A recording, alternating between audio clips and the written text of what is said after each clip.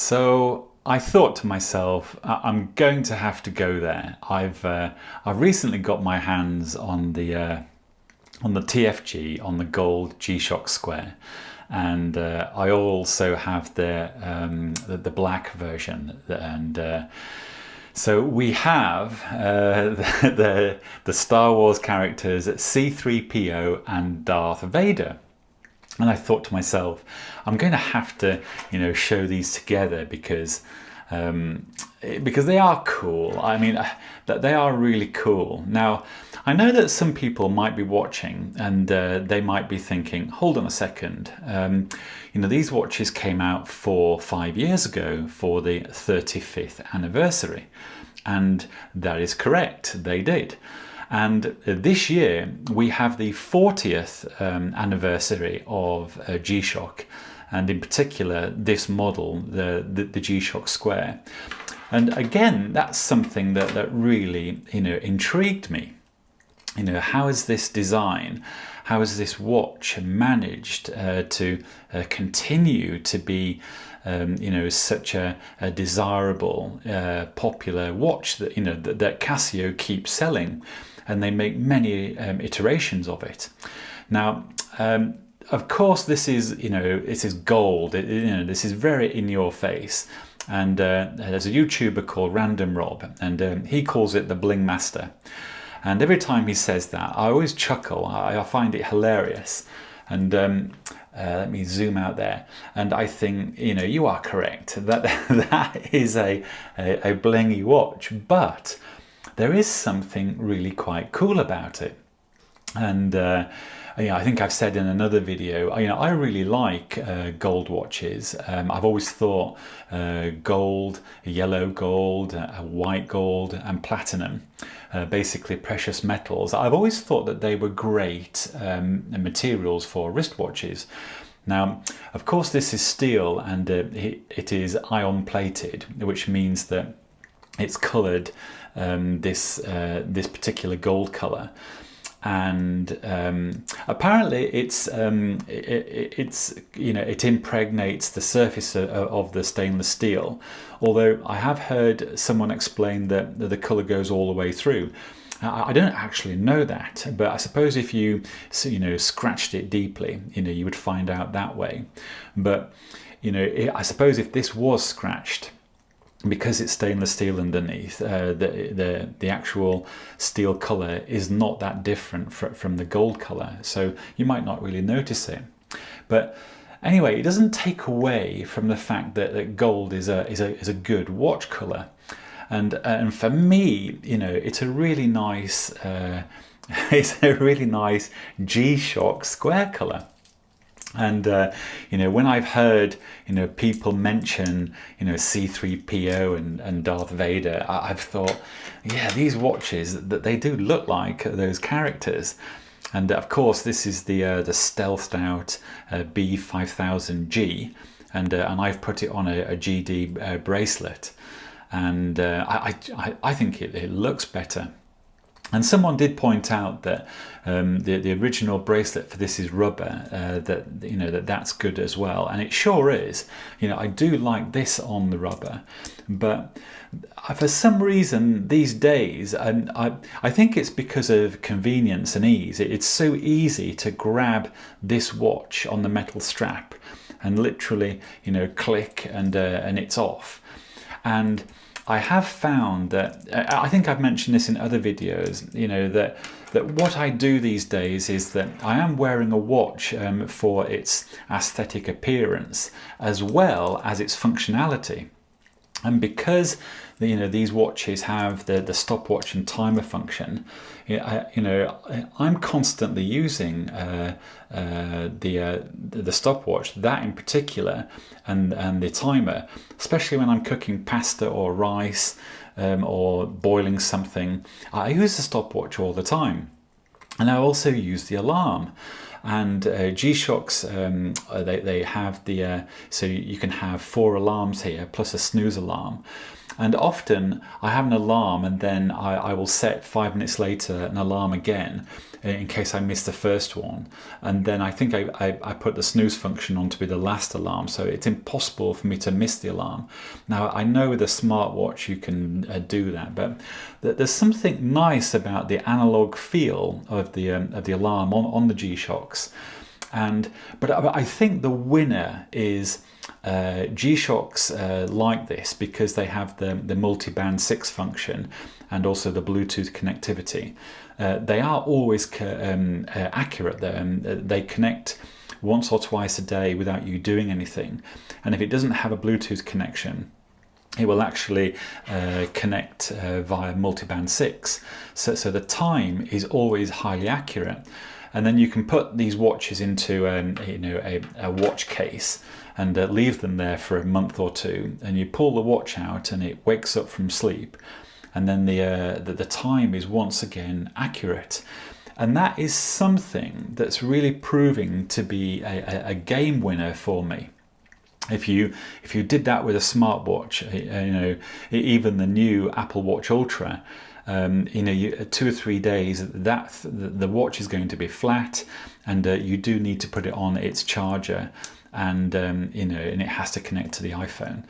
And then you have mechanical watches, of course, and even though that they are automatic and they wind up whilst you're wearing them, if you put an automatic watch down for a few days, the spring, all the energy in the spring is going to release eventually. It's going to unwind, and it will need to be wound up a little bit and then worn for a little while.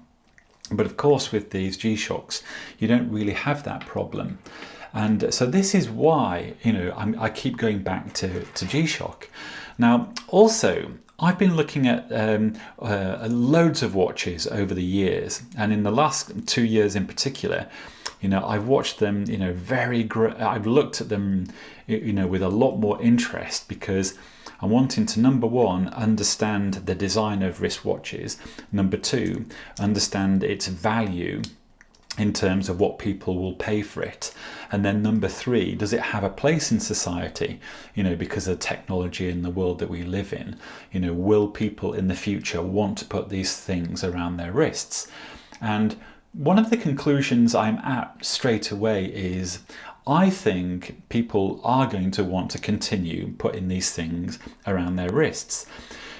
Number one, because it's aesthetically pleasing. Number two, it has functionality, so it has form and function. And number three, it has utility. And as I've said, if I'm cooking, I always want my G-Shock on. And the amount of times I will run upstairs, and grab a G-Shock, these days it's never the Apple Watch, and it's also not the mechanical watch either. It's always the G-Shock, because you press the button 1, 2, there's your stopwatch, and then I'll stick the countdown timer on. So I often have the countdown timer and the stopwatch on at the same time, because you're normally timing a couple of things. And and plus I think it just looks so cool. And I'm aware that this is 4 years old, but it is actually brand new to me, because it's been in a box for 4 years, and it was difficult to get this. And I sort of laughed at myself, thinking, what are you doing? It's 4 years old. But I still think it has a place in current wristwatch collections and current fashion wear. But it's not really fashion. I think it's more style. And if I walked anywhere, if I walked down the street, or actually if I walked down the street and a member of the public saw me, they might not think anything at all. Somebody else might think, that's a gaudy gold watch. But I mean, anyone that knows anything about G-Shocks, or watches or G-Shocks, they're going to look at me and take a view. And I bet you most of them would think, hey, that's really cool. A bit random, it's gold, but that is a cool watch. And Another reason that I've been focusing on G-Shock recently is because this year, 2023, is their 40th anniversary. So I'm actually expecting G-Shock to bring out a new square model, a new metal square model. Now I imagine they might still keep this model but bring out some new colorways, and probably instead of having 35 on the back, they're going to have 40, celebrating their 40th anniversary. So I think it might be very nice to have these square models and compare them to the new 40th anniversary models, you know, assuming I do get them. But that is the plan. Now, you know, irrespective of the new models that are coming out, and I bet you they are cool, you know, would I still wear this? And I think I surely would wear this because it does feel timeless, you know, and that's not even considering the fact that, you know, the design is actually, I mean, once again, it's 40 years old. All Casio have done is manufactured the same design with today's technology. So they've improved the movement. It now has multiband 6. It has a better screen. It has Bluetooth, and they've added a couple of more features around the alarm and stopwatch, etc. And they've instead of having a resin case, that they have, I mean, they still do have a resin case, but they've got the full metal versions here. So this has a metal case, a metal outer case, and then a cushion in between this bezel and the actual watch head. You know, that's worth doing a video on all by itself. So the actual build value and the build design in one of these is fantastic still. Of course, the functionality is brilliant, but I can't help but thinking the design is perfect. And if you go back to Kiku Ibe, who designed this, he spent a lot of time in the early 1980s figuring out what a tough digital watch might look like. And this was the design. And it hasn't changed in 40 years. So I have the feeling this is going to be around for another 40 years.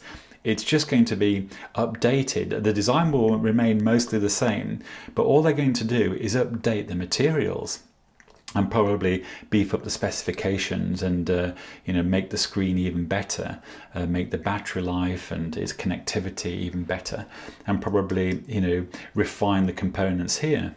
So, you know, this is it's a super interesting thing. And also, I like the thing. I think the design is absolutely brilliant. And, you know, when I think of C-3PO and Darth Vader, you know, to be honest, I actually watched Star Wars the other night.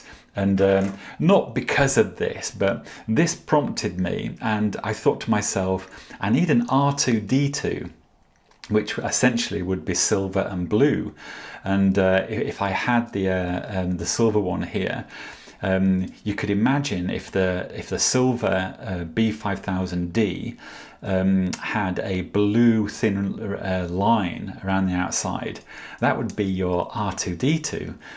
You can imagine if I had it here, the silver one.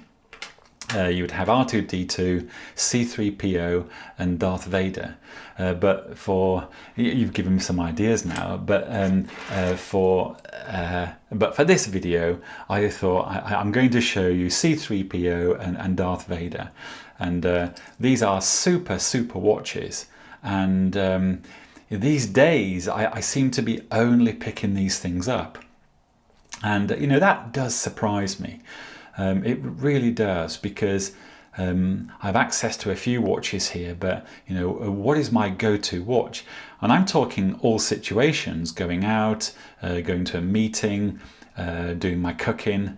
The G-Shock Square is the watch of choice almost every single time.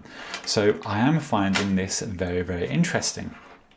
Anyway, I wanted to show you guys C-3PO and Darth Vader, and I'm sure I'm going to come back with more videos about this stuff. Anyway, hope you're all well and speak again soon.